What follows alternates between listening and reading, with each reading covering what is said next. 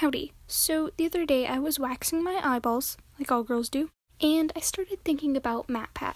Now, however you feel about him or his questionable theories, I think there's something we can all agree on. He's found this incredible way of explaining really boring topics with video games. I suppose while I was ripping off the outer layers of my cornea, again, like all girls do, I was given a moment of clarity. It was as if God himself knelt down from the heavens and said, "Yo, you should do that shit." And I don't know what God was smoking, but hell, I need some. My name is Pearl, and today I want to teach you about arguments using video games. When I say the word argument, what do you think of? Probably a man and a woman yelling, a child in the background crying, years of therapy, a drug addiction that leaves the child spiraling out of control, ending up in a jail cell, only to be taken out by the people that put him there in the first place, his parents. If so, you'd be wrong, and probably in need of some therapy yourself. You're not too far off, though. We tend to think of arguments as something you have over Thanksgiving dinner with your racist aunt and uncle. However, there's a different, better kind of argument. This type of argument consists of 3 parts: premises, logic, and conclusions. Your premises are your facts. They're based in reality and can be proven through tests and the like. Next is your logic. This is the middleman, and it's how you get to the conclusion. If that was confusing, don't worry, I have an analogy. Does this look familiar? How about now? And now? You probably got it from the first image. This is the iconic Minecraft crafting table. You take items from your inventory and put them on a 9x9 grid. If you put your items in the correct order, they create a new item. Now, if we were to say, switch the items with premises and crafting with logic. Now that we know the basic structure of an argument, let's look at the ways that everything can go terribly wrong. So the basic crafting recipe for a stone pickaxe is 3 bits of cobblestone and 2 sticks arranged like this. Simple, right? But what if I were to say use 2 bamboo sticks and 3 cacti? They're in the correct order, but I'm not getting my pickaxe.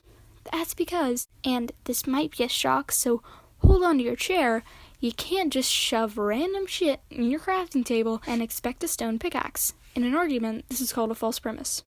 Let's say then that you've gotten your act together. You have 3 pieces of cobblestone and 2 sticks. You chuck them in a crafting table like so, but oh no, you don't get a pickaxe. You get nothing because you shoved a bunch of random shit in a random order. What were you expecting?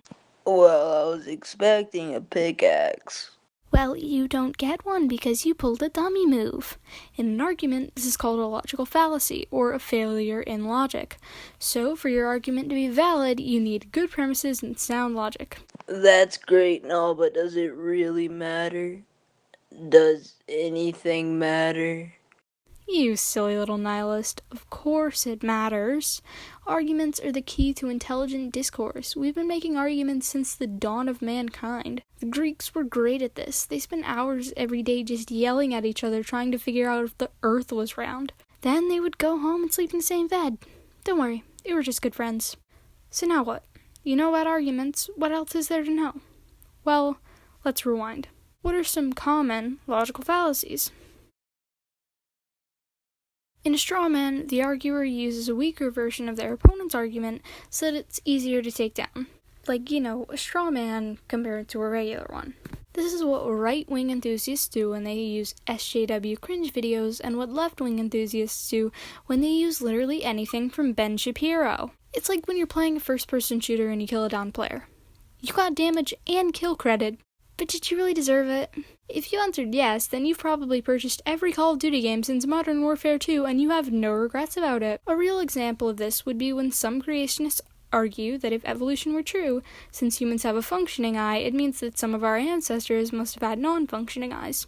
This is a stance that no scientist has ever held because, in the words of Beth Harmon, because it's nonsense. Instead, they would claim that our ancestors must have had simpler, but still functioning, eyes. The straw man fallacy is one of the most common logical fallacies since it can sometimes be easy to overlook. If you're thinking back now to a time you've accidentally strawmanned someone, don't worry, it happens all the time. However, the best way to keep up intelligent discourse is to stay away from logical fallacies and false premises. Using these to win an argument is like giving yourself an aimbot. If you need hacks to make your argument work better, it probably isn't a very good argument to begin with. Or you're just incompetent. I should also mention that it's counterproductive to try and win a debate. It's naive to think that any debate you enter can be won, because that's not the point. You're not going to convince your opponent that they're wrong, you're just going to come off as a dick. And nobody likes a dick. Well, okay, except maybe the Greeks I was talking about earlier, but that's besides the point. All in all, I think it's important to keep in mind that just because an argument is nonsensical doesn't mean its conclusion is inherently false. For example, I could say, Tom Holland spoiled another Marvel movie, therefore the sky is blue. While Tom Holland did spoil a lot of Marvel movies, and the sky is indeed blue, those are in no way related. I mean, unless you have some weird religion centered around Tom Holland, in which case it's very accurate. To end this video, I just want to say this is something I'm really passionate about, and I want to continue doing it. If you want to support this channel, subscribe for weekly content. Nate uploads various gaming videos, and my content is kind of a mess. If you're already subscribed and want to support us in other ways, you can like this video, which helps YouTube recommend our channel more often. If you don't want to do either of those things and you just want to click off, then that's fine too. All in all, I just hope you enjoyed this video, and I'll see you next Sunday. Peace.